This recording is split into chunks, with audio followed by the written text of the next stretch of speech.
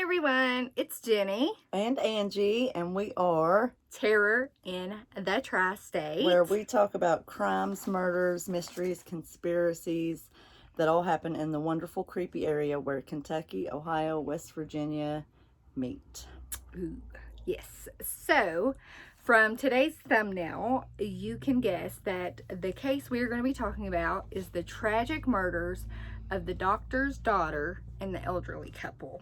So, I have took some notes on this. I have done so much research. On this case. It is ridiculous. There's a lot of ins, a lot of outs, a lot of people involved. So I tried to condense it as best as I could into a story that we could tell. A cohesive storyline, because there is so many people involved. We couldn't mention every single person involved in this. Because there's a lot. And of course, I'll mention there is a book out that goes into great detail with all these characters. I'll mention that towards the end of the video, as well as link it down below in the description box.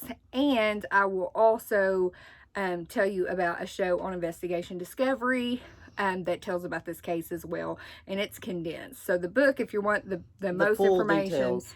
Read the book. Yeah. So we're going to start. I've made notes, so we're going to read from our notes here. So we're going to go back we're going to start in 1980, and we're going to introduce you to a woman. Her name is Sherry. Sherry Sheets. That's what she goes by at this time. Right, and she works at an East Tennessee prison. I believe it is Brushy Mountain Prison. I think that's the name of the prison, yes. And she sees an inmate there that she thinks is the best looking man she has ever seen. I mean, it just stops her in her tracks. This is the best looking man she's ever seen in her life.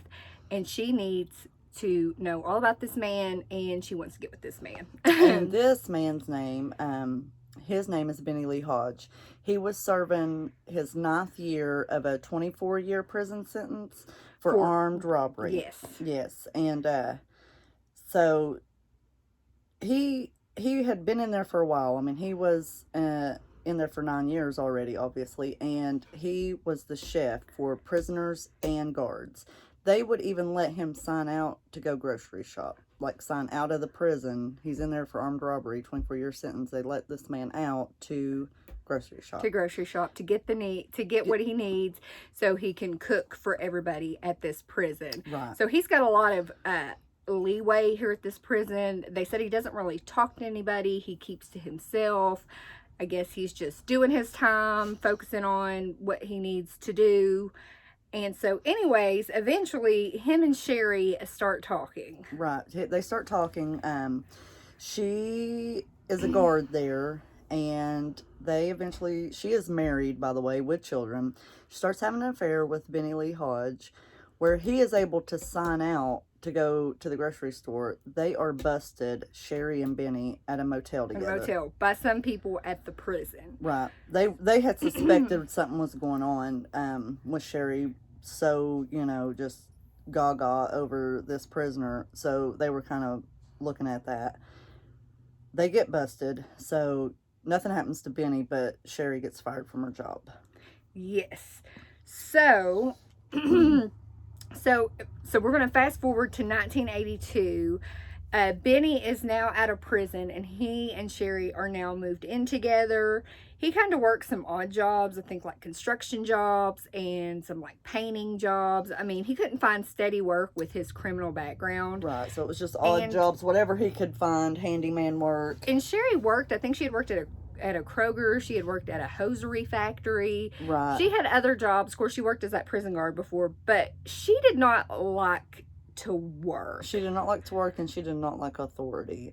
And a lot of her jobs as like cashier, she said she would never get the job as head cashier, even though she wanted it. She'd never move up at the factory job. And speaking of being a cashier, she also found ways of basically skimming money from the register. Yeah. She would have a friend come in and get groceries. I'm not sure exactly how she did it, but she had a way.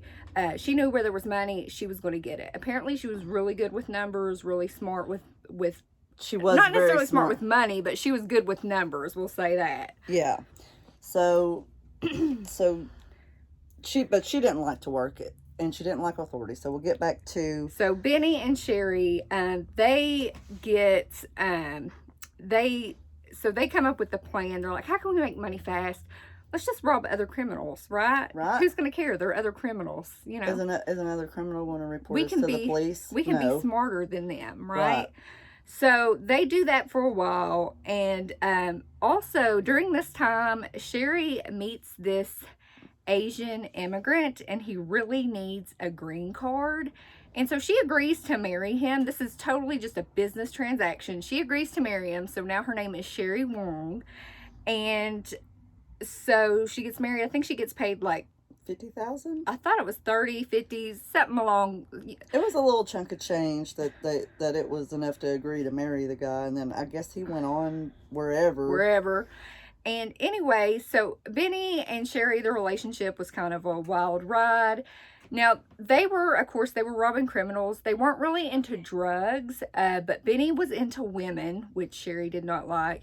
And Benny was also into weightlifting. So, let's fast forward to now 1984. And there is a sleazy dive hangout where a lot of criminals hang out, where Benny is introduced to a Donald Terry Bartley, Roger Dale Epperson, and Carol Malone, who's Roger's girlfriend. So a fence, and if you don't know what a fence is basically somebody who knows where drugs are, stolen property, like they'll barter for that kind of stuff. So a fence introduces all these characters together. Now Donnie was from Harlan County, Kentucky. And he was into, dealing drugs, but he wanted to do something bigger, like burglary, and get some real money. Now, Donnie, he was already a hardened criminal. He was on his 5th conviction in the state of Kentucky. So the powers that be in Kentucky said, why don't you just leave the state of Kentucky and we'll just let you go, just never come back. We just don't want to deal with you anymore. Right. And also, Roger Dale Epperson, was also from Kentucky. And apparently he had major connections in Kentucky. So like major crime syndicates, I guess you'd want to call it. So they get together, they start doing some scams. Their first scam was an insurance scam. I'm not sure exactly what they did on this insurance scam. But Roger said, we need to set our sights higher. And they were always looking for the next big thing, something bigger that was going to just go into, this is the big hit, we're going on easy street. So it's like a build up to this. So Roger, he had collected calling cards of several FBI and IRS agents, and he could make these look like official IDs. So then Roger and Carol come up with a plan to hit a doctor's house in Kentucky who supposedly hoarded loads of cash. You see, Roger knew all about this doctor because he lived in the next county over. So in early May of 1985, Roger, Benny, and Donnie drive to Kentucky to see about robbing the doctor and other job opportunities they may have. They're calling these job opportunities, it's basically we're going to go see who we can rip off. Yeah, rip off, rob. Yeah. Take what doesn't belong to them. So they cased the doctor's house, and Roger said, we're not going to hit this house yet. We just want to get the surroundings, our surroundings. Kind of get a feel of it and case it out. So they stay in Kentucky, and they look for a car that an FBI and IRS agent would drive. So they go to a used car auction in London, Kentucky. And Roger runs into an old friend named Bobby Morris. So Bobby Morris, remember that name. See, Roger's father, Bug Epperson, and Bobby's father, Ed Morris, were best friends. Best buddies. And when he saw Bobby Morris at the auction, Roger asked him, does your dad still carry a wad of cash on him? Does he still carry all that cash on him? Just because it was known that he did carry a lot of cash. He was involved in these car auctions. He either had enough to buy a car on him, or he would cash checks for people, like if the bank was closed. Like on Sunday. So, like he always had money on him. So, and he trusted the people around him. Right. He was very trusting. And Bobby told Roger, no, my dad is pretty sick these days. And he can't really run around to these car auctions like he used to. So on May 13th, 1985, in Lynn Fork, they cased a house. They thought it was a fence's house, wherever they got this information, and they robbed the place for $4,000 in cash, rifles, shotguns, and pistols. They tied up the husband, the wife, and the son.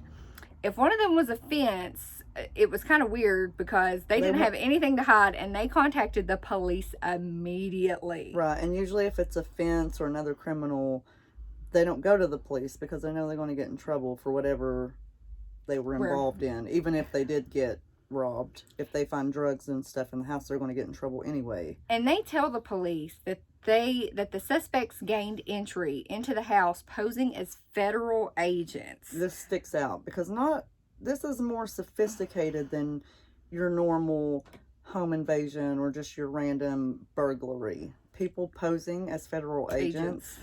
You're going to trust them. You're going to be like, oh my gosh, what's happening? Exactly. So that was May 13th. Especially in the South. That is something...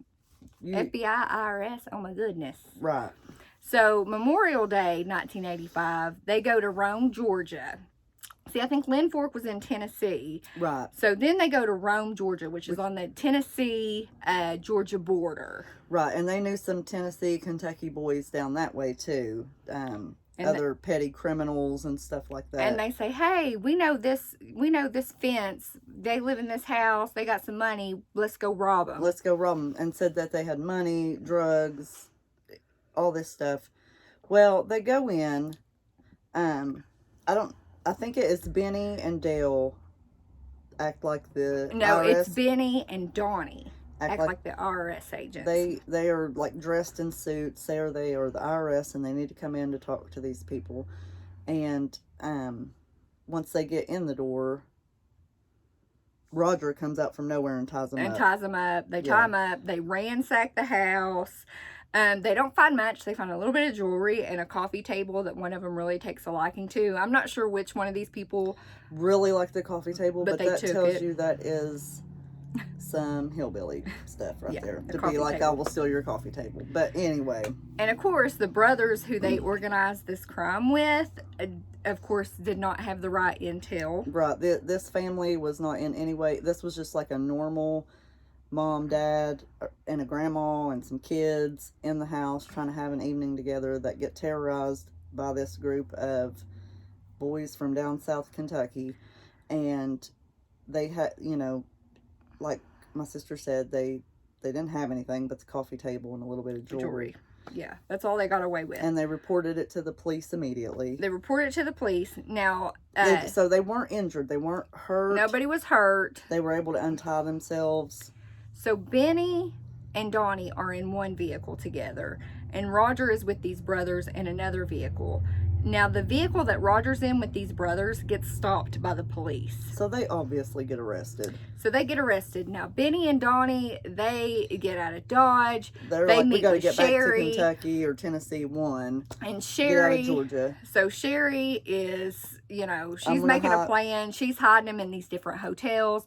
And then she's like, you know where a good place to hide out these fugitives is? The Smoky Mountains. Who's going to look at the resort? Right. They think that's just for people on vacation, people down there to spend money. Why would criminals go to the Smoky Mountains? And so then she ends up bailing Roger out of jail so the gang can all be together again. Now, Sherry is paranoid because she thinks the FBI or somebody is after her. Yeah. And so what she does is, on her own, she says she talks to him. She doesn't know where Benny is, even though she really does. But she's just trying to get them off her tail. Her back. So she tells them, I don't know where he is. If I find out where he is, I'll try to get him to turn himself in. Right. Yeah, right. Which is kind of good that they've kind of made Sherry almost like the banker, because where she's in charge of the money, they're not going to have to worry about her spending it all on drugs. See, where she needed to bail out Roger, she could just go bail him out. Right. So she had access to the money a lot of the times. So after she bails Roger out and the gang's back together, Roger keeps saying, we got to go to this doctor's house. He is adamant about hitting this doctor's house. He just house. knows he has like $1 million, and they know there's a lot of money. They know there's don't know a how lot much. of cash. They're hoping this is their big payday, and they're going to be living on Easy Street. So on June 7th, they head for Kentucky. So Roger, he doesn't want to, bite the bullet just yet. He's like, let's do 1 or 2 jobs before we hit the house, okay? And it's almost like they're building up to it. Like in these other like robberies and home invasions, no one's really gotten injured or hurt in any way. They just tie them up.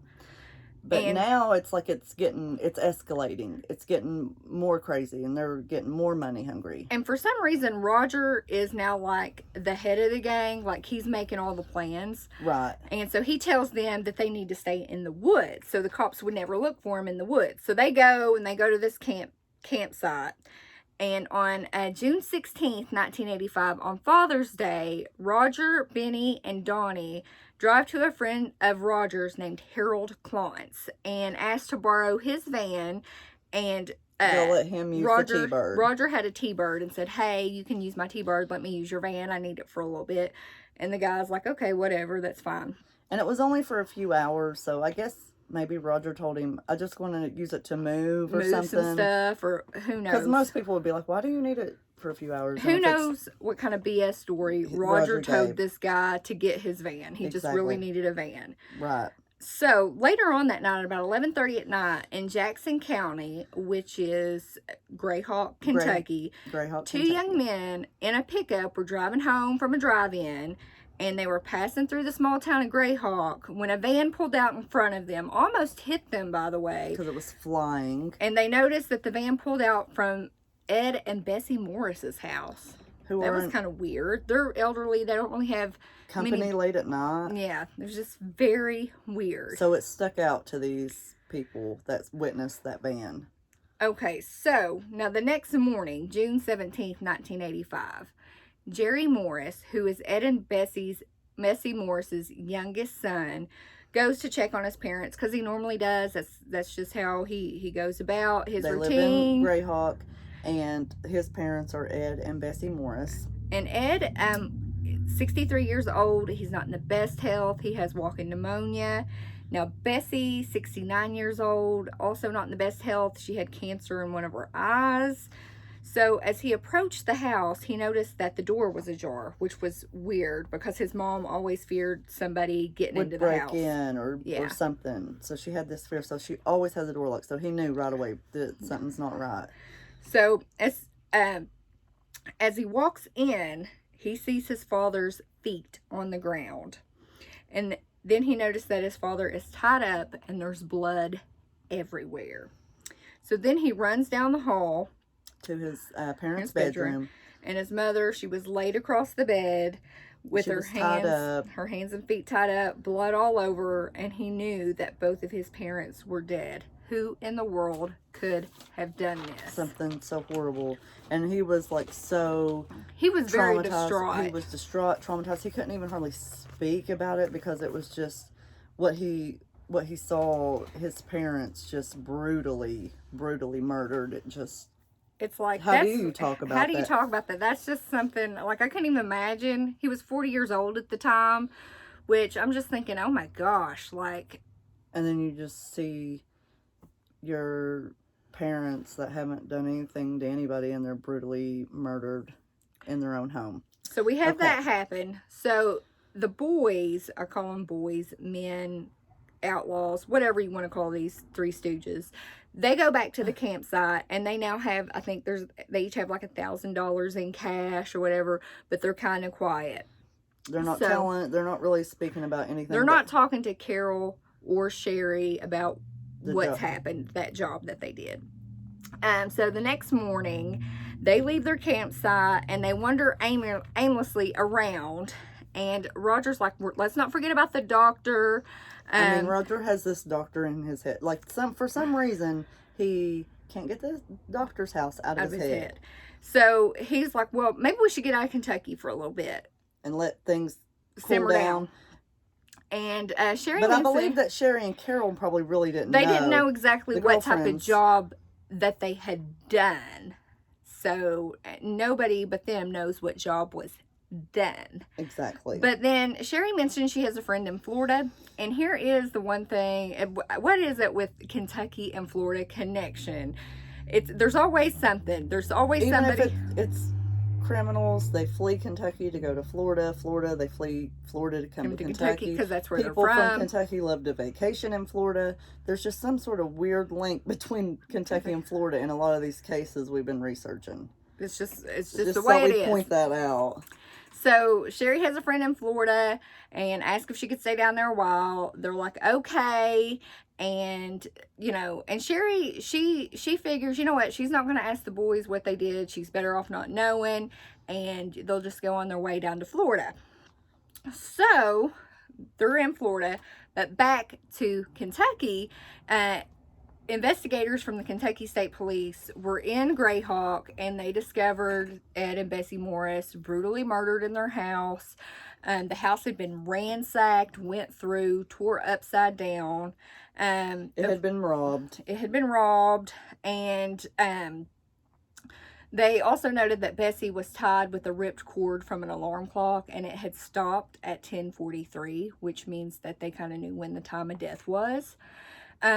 The killers also tried to muffle shots because both Ed and Bessie were shot. They did that with a pillow. They, muffled the sound with a pillow. And they also noted that there were 5 bullets of 2 different calibers, so that meant that there was probably at least 2 shooters. Because normally, one person's going to use the same type of gun, whereas 2 shooters are going to have different guns. So the bodies were sent to the University of Kentucky, and the chief medical examiner determined Ed had been severely beaten before being shot twice. Bessie had been shot twice. One of the guns used was actually Ed's .38 caliber. His own gun. And the double funeral just about drew everybody from Eastern Kentucky because everybody loved the Morrises. I mean, you know, they cashed checks for their neighbors. You know, they seem like really good people. Really good people. Like, I can't cash a check on Sunday. I can go over to the Morrises and they'll help me out since the bank is closed. I mean, you just don't have that everywhere. Exactly. So, nobody was more grief-stricken than Ed's best friend in the whole wide world, Eb Bug Epperson. Sound familiar? Epperson. So, and he is extremely distraught over the murder of his best friend. And most of Bug's family is there at the funeral, except missing is his son, Roger. Go figure. So, now it's June 18th. Roger and Carol go to a car lot, and they buy a used vehicle, and the gang, they head to Florida. So, like I said, they were going to Florida. Back to Florida. They would do a few jobs in Florida, then hit the doctor's house, and then flee the country. That was the plan. In Florida, Donnie Terry Bartley, he liked the women and he liked the cocaine, and he was becoming a little bit of a problem, especially for Sherry. Sherry couldn't stand people on drugs. And then Sherry had received a phone call from a friend in Tennessee about an acquaintance they knew whose name was Paul Moon Mullins. He now lived in Florida, but let's just say Paul Moon Mullins, he was a drug dealer, big-time drug dealer in coke, and so he ends up surprisingly dead. He gets found strangled. Another criminal in the underworld. That it's like, well, we can rob him and murder him. Exactly.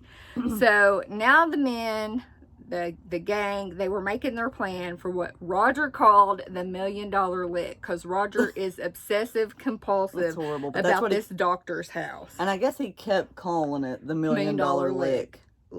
I know. So they, the 3 boys, Roger Dale Epperson, Donnie Terry Bartley, and Benny Lee Hodge, are now going back up to Kentucky. So it's August 4th. And, of course, Sherry told Benny to be back by his 34th birthday, which was that Friday. So, to come back down to Florida? Yeah. So the boys drive straight to Hazard, Kentucky, and Roger looked up an old buddy, and his name was Sonny Spencer. Now, the reason they looked up Sonny Spencer was because he used to crack safes. And they were like, hey, we want you to crack a safe. And Sonny's like, I don't want any part in whatever you all have planned. Get away. Right, like he wanted nothing to do with them, which was great because... And you know, I don't think Sonny was that great of a character, but he knew that there was some nefarious activities going on. And right, like there is like some petty criminals, and then there is straight up evil. Exactly. So... back to their plan. Roger stated he was the general. This is how his mind works. He's the general. Benny's the captain. And Donnie is the sergeant. So they're like, what? This is all they do. Okay, this is now Roger and Donnie were both on drugs. I don't think necessarily Benny was, but yeah, Benny and Sherry kind of had more of like a healthy workout lifestyle, even though they were big time criminals. So they was so Roger and Donnie are drugged out pretty much. Right. So Benny and Donnie dress as FBI agents. They're now at the doctor's house, right? So Benny and Donnie are acting as the FBI agents. Roger is staying hidden in the car. So they go to the door. They ring the doorbell. There's actually a speaker by the doorbell, and a woman asked who was there. They say, hey, we're with the FBI, and they're looking for Roscoe J. Acker. They'd like to ask him a few questions. She tells them her father is still at the office. He has his, doctor's office, medical practice, and doesn't know when he'll be back, and they could go to his office if they want to talk to him. That's what she tells them. They say they don't want to bother him at work and will come back later. So they get back into the vehicle, and they find the perfect spot to watch the house so they can see when the doctor gets home. So they're watching the house like weirdos. So they see him get home, and Benny and Donnie, they go back up to the door, ring the doorbell, and the girl tells them her father will be out in a minute. So the father, Dr. Acker, he comes out and meets them on the porch. And so they use this ruse. They say, hey, we're investigating a man named Roe Atkins, who is a real person who Dr. Acker had some involvement with. Had some dealings with. Like a strip mine. Like there was some strip mining or something. So Dr. Acker says he knew the man, but he hadn't dealt with him in years. He doesn't know how he's going to be able to help. So they're like, okay, that's great. If you can just sign a statement, that would be great. And then Benny's like, hey, why don't we go in? You can see better where you're writing your statement. So they go in, and then they're like, oh, we need a witness for the signature. Is there anybody else in the house? Is what they asked. So the doctor, of course, calls for his daughter Tammy to come out. And Tammy, as soon as she comes out, I believe it's Donnie grabs her and basically grabs her, takes her to the back bedroom, ties her up. And Benny, he actually, Benny has a gun to the doctor's head now and demands to know where the safe is. Now, the doctor at first denies that there's a safe in the house. He's like, there's not. I don't know what you're talking about. And Benny said, hey, we know it's in here. Tell us where the safe is. And then sometime during this scuffle, what's going on, I believe Donnie radios Roger to come in. So Roger comes in. We're ready for you to come in, Captain. Roger comes in. They all start looking for this safe. So they finally find the safe back in a closet. And then they demand the doctor give them the combination to the safe. So it doesn't work when the doctor just tells them what the combination is. So they basically, at gunpoint, have him open the safe. Because a lot of those safes, you have to turn the dial so many times a certain way. And if you're not used to that safe, like if you use a safe at work, you know what I'm talking about. Like they probably just tried a combination and didn't do it in the right order. They were in a hurry. They were excited. They were just, it's exactly disgusting. But anyways, so they notice that the safe is stuffed with cash. Okay, so later on at 11:30 at night in Fleming Neon, which is where Dr. Acker lived in Letcher County, the police station receives a call from Dr. Acker, and all that he says is he's been robbed and his daughter. The call ends. The police rush over there. Because he's well known in the community, so they rush as fast as humanly possible. So when they get there, they knock on the door. There's no answer. Then finally Dr. Acker comes out, and they notice his face is smeared in blood. He's got a cord hanging from his neck, and he tells the police Tammy, and she's in the back bedroom. So they go back there. She's covered in blood. She's tied up, and she has got a knife sticking out of her back, and Tammy is deceased. So terrible sight. So Dr. Acker, he's 77 years old at the time of this. 77 right, and his years daughter's old. only 24, and she just happened to be, what, 20, I think she was 23. 23, visiting from college. It was a happenstance that she was even there at the house. Her mother, Dr. Acker's wife, had passed away not even a year ago, and she was there to help her dad, you know, just checking in on him, worried about him. And anyways, she just by chance happened to be at the house when all this happened. Now, Dr. Acker is starting to recover, and he's able to give the police, you know, an idea of what happened. He's able to give them a statement. So there's a lieutenant with Kentucky State Police, Lieutenant Danny Webb, and KSB detectives Lon Maggard and Frank Fleming, and they immediately start investigating. And one thing that Lieutenant Webb does, which is kind of unusual, is he calls a crime lab in Frankfurt and says, hey, we need to get some people out here now.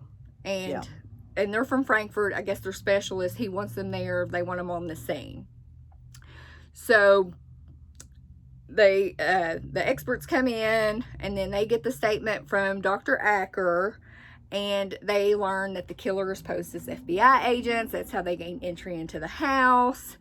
Now, there's something that kind of goes off in the officer's head about an earlier crime at a summer house on the Letcher County, Harlan County line, where the previous victims hadn't been injured, but the people had identified themselves as from a government agency, IRS or FBI. So that was definitely linking these cases together, because that is not a normal MO. Exactly. So that stuck out. And so Webb, he telephones the supervisor of the FBI at the London office, and that special agent's name is Ron Kincaid, and he also remembered this case. Now, if you pose as a federal agent, IRS, FBI, the government is going to get up in your butt about it. Yeah. Because that is a federal crime to pose as any sort of government agency. Even if you don't do anything but just pose. If you're just acting like it. Yeah. It's very serious. Federal crime. You can serve prison time for this. So, the FBI, they had been searching for months for suspects posing as these FBI IRS agents, and had warrants out on 2 of the men. And these warrants were, of course, for Benny Lee Hodge and Donald Terry Bartley. They were charged with unlawful flight to avoid a prosecution in a case involving either somewhere in Georgia or Tennessee, it was actually both. So, when the crew from Frankfurt arrived, Dr. Acker said he had at least 2 or 3 pistols stolen, a pearl-handed automatic, .45, Tammy's Rolex. He estimated the amount of cash stolen was $400,000 or $500,000, some in old bills, mixed denominations of 20s, 50s, and 100s, and some of this was like really, really old money. Right. And he was the type, he was very frugal. He saved everything. And it was even said that if he made $20, he would save $19. Yeah. He when his wife was alive, he let her grocery shop, and they just saved back all the rest of their money. So very frugal. Very smart. And so anyways, there was one thing that nobody in the house owned. It was a black attaché case. Like a briefcase. Like a briefcase. So when they go to open the case, they find a plastic baggie, and it's like a One of the- resealable plastic baggie. And one of the calling cards, right? And either IRS or FBI agent. It wasn't a calling card, it was a radio. Radio numbers to a radio station in Chattanooga, Tennessee. It had like whatever the radio station was. So there wasn't a whole lot in this case, but that was kind of weird. So they figured these people might have a connection to Tennessee here in Kentucky. So by mid-morning, after the night the crimes had occurred, by mid-morning, Agent Kincaid, he already knew who his suspects were looking for, and Dr. Acker described the two men to a T. Now, he also stated there was another man, but he was not dressed as FBI agent. So what they do is they then put out a what do they call that? An APB? The FBI issued a teletype at this time to all of Kentucky, West Virginia, Ohio, Indiana, Tennessee, and North Carolina stations. So they have all of those, they hit most of those states that are, surrounded by Kentucky, but they didn't send one to Florida. Right. But they didn't know. They didn't know the Florida connection yet. And so they had put all this out that they were looking for these guys, and they were calling them by their 3 names. Exactly. So in the South, if they are calling you by your first, middle, and last name, you are in trouble. You are in deep trouble.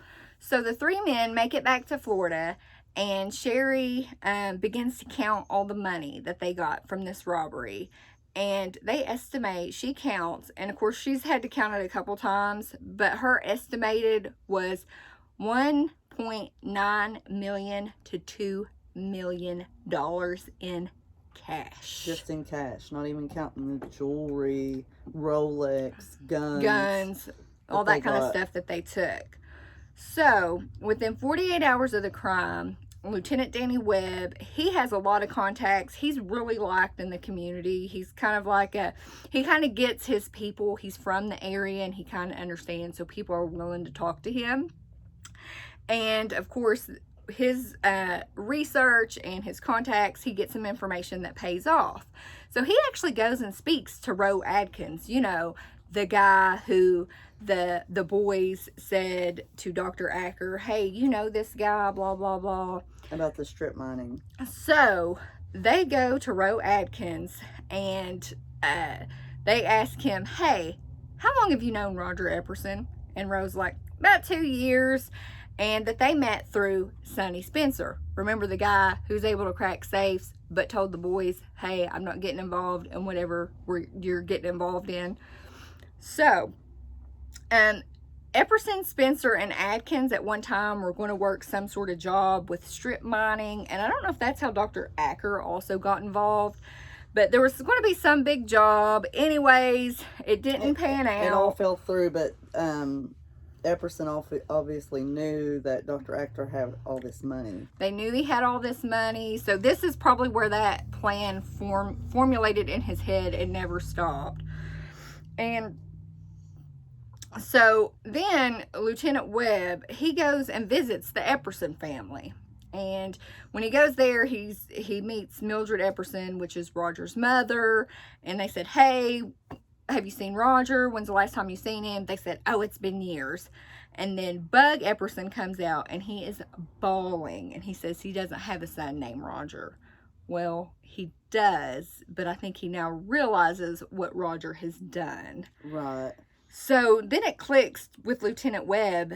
These guys are also involved in the Morris murders. Ed and Bessie Morris. So he's got the link to that murder and to the murder of Tammy at the Acker house. So now, investigators from the Frankfurt laboratory also find some useful information. They find a fingerprint on that little resealable plastic baggie they found in the attaché case. Guess who it belonged to? You want to tell them who it belonged to? Donnie Bartley? Yep, Donnie Terry Bartley. I thought it was His prints were on it. Yep. So I guess they were trying to look official with their little briefcases. Exactly. So they know, okay. And so the prints belong to Donald, and they realize that they somehow get intel that the gang might be in Florida, and they figure this out through another mutual acquaintance named Tom McDowell. His brother Travis is actually down in Florida, near where the boys are. And anyways, they're like, okay, well, guess what? Let's see if we can get a hold of Travis. And they did, and they asked for Travis' help in locating the three boys. Where the three boys, men, stooges are. So now at this time, Sherry tells Benny they need to get out. They just need to get away from the rest of the people and flee. Now Benny finds out that Roger had phoned Roe Atkins and found out that the doctor had actually survived their little home invasion.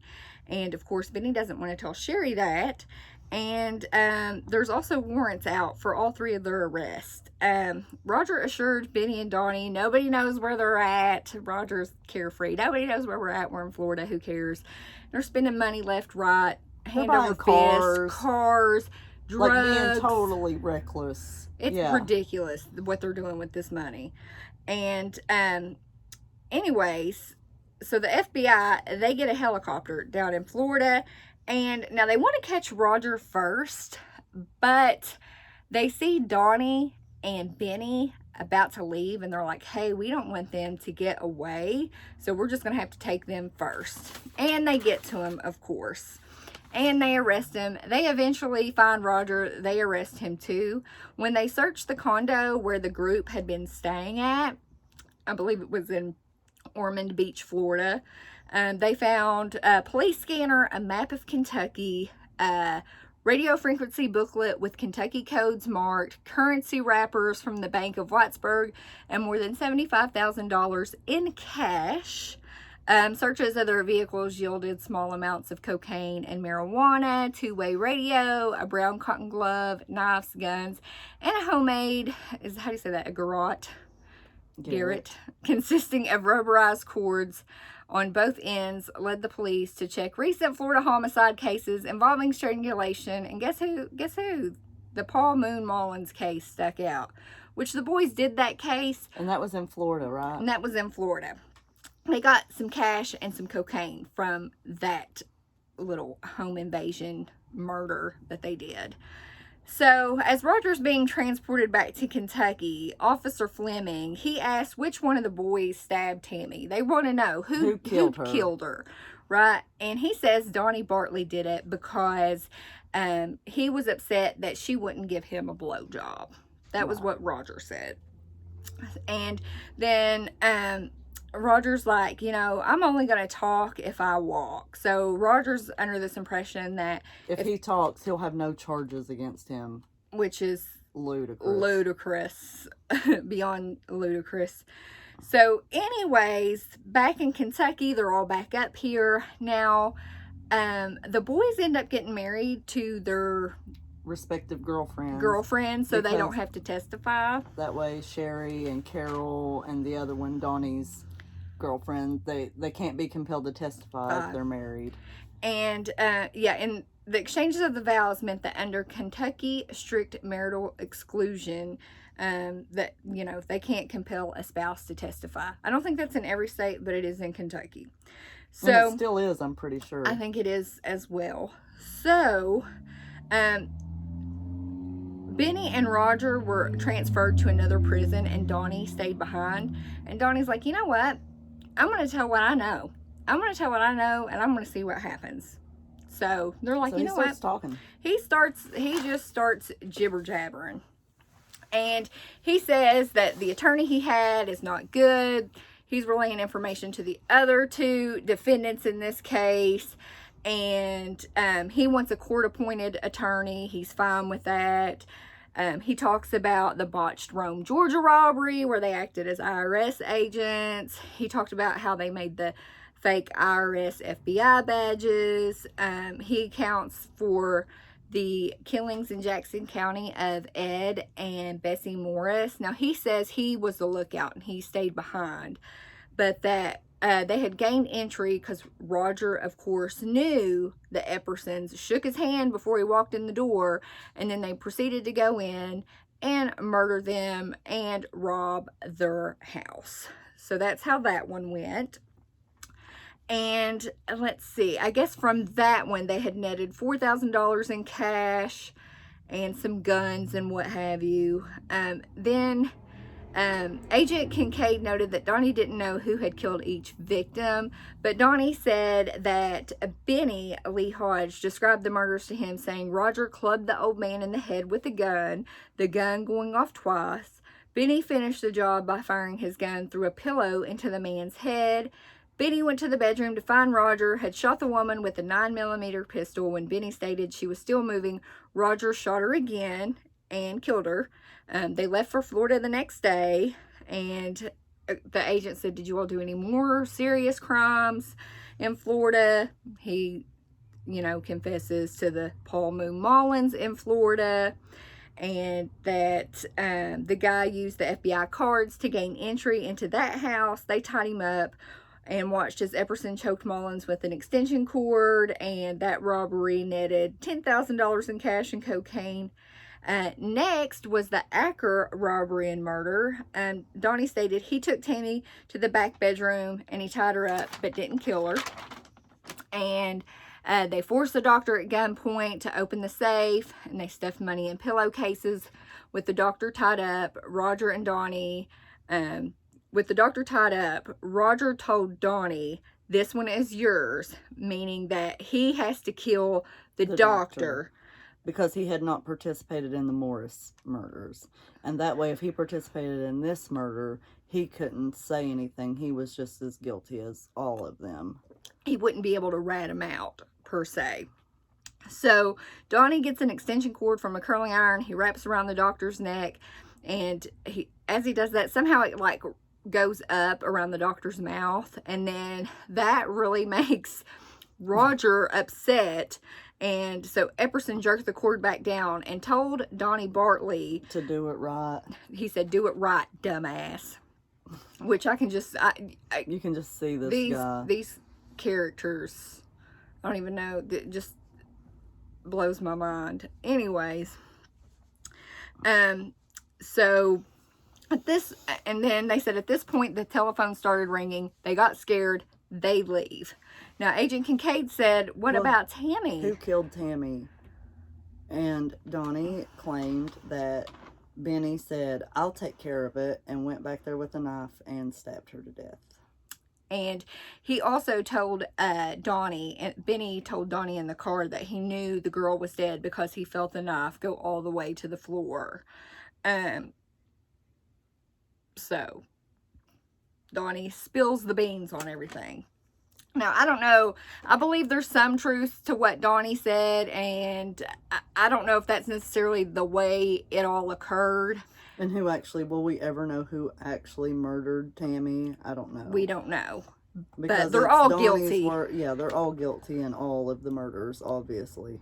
So, of course, here in Kentucky, the jury came back pretty quickly with the verdict of guilty on all counts for Benny Lee Hodge and Roger Dale Epperson. Roger Dale Epperson, thank you. And then a little bit after that, they were sentenced to death. Now, Sherry and Carol each got 4 years. And then it was time for Donnie. And Donnie's like, oh, you know what? I'm probably going to get 8 years and then parole. He thinks he's going to get 8 years in prison for this crime spree across the whole southern United States. I don't know who would ever think that, but I guess if you're a criminal, you're just that stupid. That's my only logical conclusion in this. So he doesn't have a trial by jury. He has the judge. He just has the judge, and the judge is like, you know what, boy, I should sentence you to death, but I'm going to give you life in prison with the possibility of parole in 25 years. So, and we think that now has been resentenced to life without the possibility of parole. Exactly. And I know there's been a few back and forths on Benny Lee Hodge and Roger Dale Epperson of, was the death penalty the right thing, with some of the jurors and things like that. And I think there was a hair found in one of the cases where one of the convictions, or I guess they got resentenced to life in prison, But they actually got the death penalty in both trials, so it doesn't make that death penalty null and void. So Right. I kind of think they're where they need to be. I think Donnie Bartley should probably... I think they're all three still alive. They're all three three still in prison. I think they're in different prisons. In the mid-'80s. Yeah, Yeah. they're all in different prisons. I mean, they just terrorized the people of Kentucky, Georgia, Florida, Tennessee. And God knows where else. I mean, you know, like, these people were absolute nut jobs. And nightmares. The whole lot. And then you find out in these cases like this that a lot of times it is someone you know. It is someone you know. And it was. It was. I mean, he killed his father's best friend in the whole world. And could you imagine? Could you imagine? And I think, like, a loving doctor in the community, they killed him and his daughter. They didn't kill him. He survived. Oh, he yes, survived. The doctor survived. But his daughter, 23 years old, murdered brutally in cold blood. It's just a horrible situation.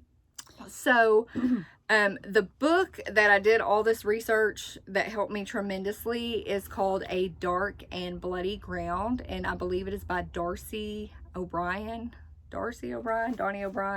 I'll link it down below. And very good. There's way more characters in it. You get to learn about the skeezy defense attorney, Lester Burns from Kentucky. He's a whole nother character in himself. But we just, you know, we're almost an hour in, and I normally didn't want to do an hour long.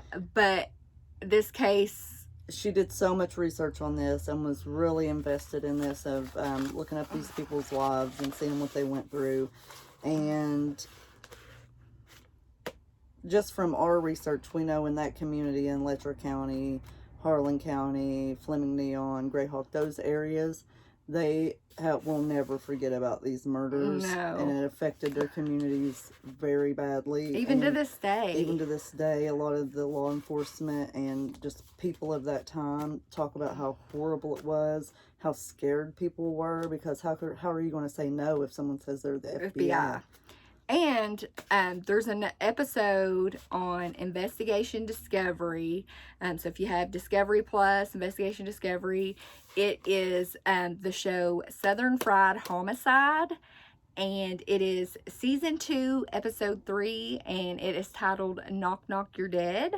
Very good. Talks all about this case. So if you have Discovery Plus, definitely check it out.